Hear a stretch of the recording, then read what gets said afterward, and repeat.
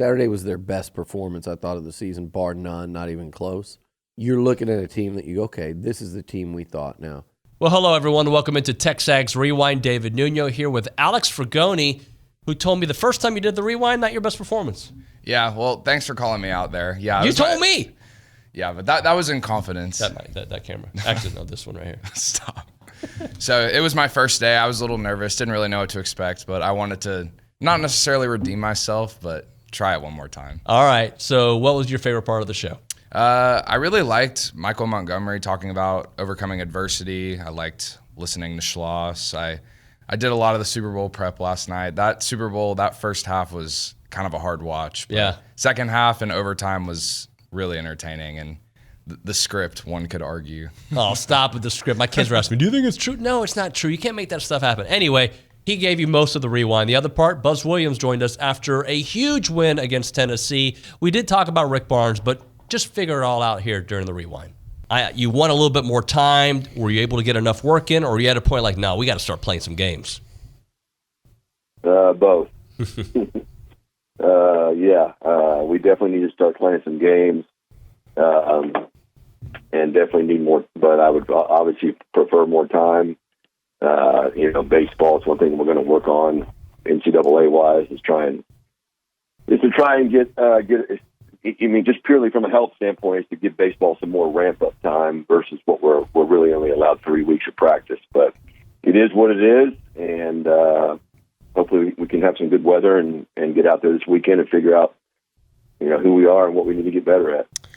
Coach, how's fighting the weather been up to this point? Like, how have you been able to alter your practice schedule, and what have you guys been able to do to get as many live game reps as you can to get ready for this season? We had a pretty good week last week. We had that one stretch with all the, we had a little stretch of cold, and then we had the one stretch with the big rain. But we had probably 5 or 6 inter-squad games that happened the way they're supposed to happen. We had one on Friday that was fine, and then got rained out on Saturday. Prager was able to throw indoors and just get kind of a sim game type in. And then yesterday we had a good one. Looks like tomorrow night should be solid. We have about 4 innings to play tomorrow night. So, we're a little bit behind schedule in terms of number of repetitions. Some of these schools that have indoor facilities or access to indoor facilities look, significantly nicer than ours. We're able to do more, but I would assume McNeese State's probably about the same situation as us. So it is what it is. We'll be, we'll be ready to go. We'll have to, we'll run a lot of pitchers out there. Don't want to stretch anybody out, but we'll run a bunch of different guys out there and see what we can figure out. Hey, so what do you remember about your time at A&M, and why is it such a special place for you? It was magical. Coming from East Texas, then the Vero Junior College, then Texas A&M, I was just starstruck and blown away how much the stadium was rocking. I swear, it was like a club out there when I looked at the stands and the fans. It was like one of the most exciting times of my life playing for Texas A&M. The stadium, the fans, the support. And also, not only that, my ambitions was playing in the NFL, so I had an opportunity to play during that time the top players in college, such as Vince Young, Darren Sproles, Alex Smith, Larry Fitzgerald. So I had an opportunity to play against a lot of Heisman hopefuls and help me get more opportunities. So Texas A&M, not only academically and athletically, they shine a spotlight for athletes. They had an opportunity to play against some of the top talent in college in that period. So it was a great opportunity. And not only that, playing with amazing talent. I always said this at the Vero Junior College. I said I took something from each and every one of y'all, from Terrence Murphy, Johnny Jolly to Reggie McNeil to Jackson Appel, Brandon Leone. I took something from each and every one of those characteristics that made me who I am today. We're talking to Michael Montgomery here on TexAgs Radio, presented by David Gardner's Jewelers. Who were you like? Who'd you pal around with? Who was like your guy? My guy was Lawrence Hooper. and Johnny Jolly and Marcus Thornton, Red Bryant. Like I hung around a lot with the D linemen and Terrence Murphy and Reggie McNeil, and Jamie Hightower. So I was East Texas, so I migrated to my fellow D linemen. The way the team came out, it's just so crazy how we were talking a couple weeks ago. Could they do that again? And we're looking for signs of it. A half here, a game there, and then, well, but maybe not, because even when they, won this one, they were, and then, we're just trying to decide if they had it in them again to go. Not to say to go on that kind of run they did last year, or even the year before when they won 8 straight, 9 straight, where they didn't lose. I'm not saying they're going to go on a run where they don't lose. That schedule's too tough, I think, to do that. But what we were talking about is, could they hit their stride and play their best basketball, which we thought their best basketball would be up there with anyone in the conference.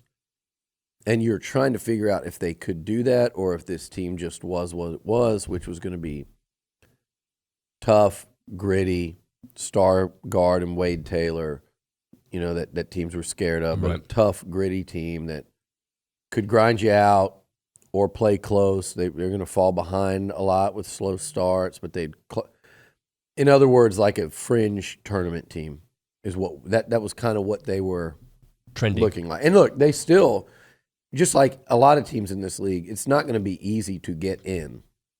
But when you win games like they did Saturday, and you win a game like you did against Kentucky and Iowa State, and the schedule they've played, and beating Florida, you start to really build up your resume to where you start going, okay, this team is certainly ought to make their way in. But the job's not done for anybody. But when I'm watching them now, they don't look like, not just Saturday. Saturday was their best performance, I thought, of the season, bar none, not even close. But you're looking at a team that you go, okay, this is the team we thought now. Even without Julius Marble, like, this now is their team. They have figured out who they are. They're playing with confidence. They're playing with urgency. They seem to be, like a sense of urgency is the best way I can put it. They seem like we have got to play our best. Enough's enough. But I do think it's the longest stretch of time this season since after Thanksgiving that we've been able to practice with our team. And I understand when good players miss games, the impact that it has on the game. But I think when you're on a team, you realize the negative impact that not only you miss them when they don't play games, but you also miss them in all the practice leading up to the games. And so I think the two losses, our last two losses, obviously at the buzzer at Arkansas, and then losing by 3 to Ole Miss.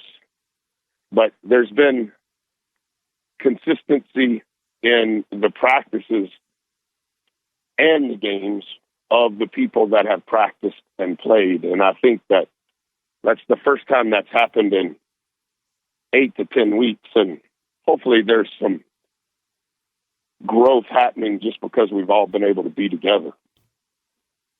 Talking to Buzz Williams here on TexAgs Radio. Let's talk about Boots and what he's doing differently. Is it wrinkles in his game, or is he just finally feeling like himself again?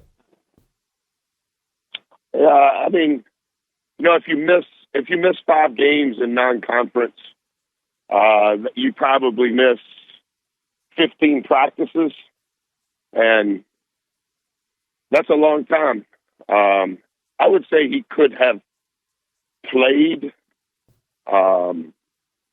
against Houston Christian, and I told him he couldn't. He had been cleared.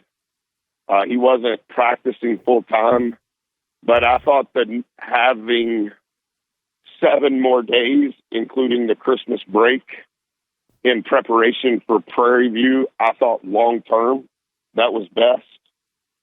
Boots is a very rhythmic player.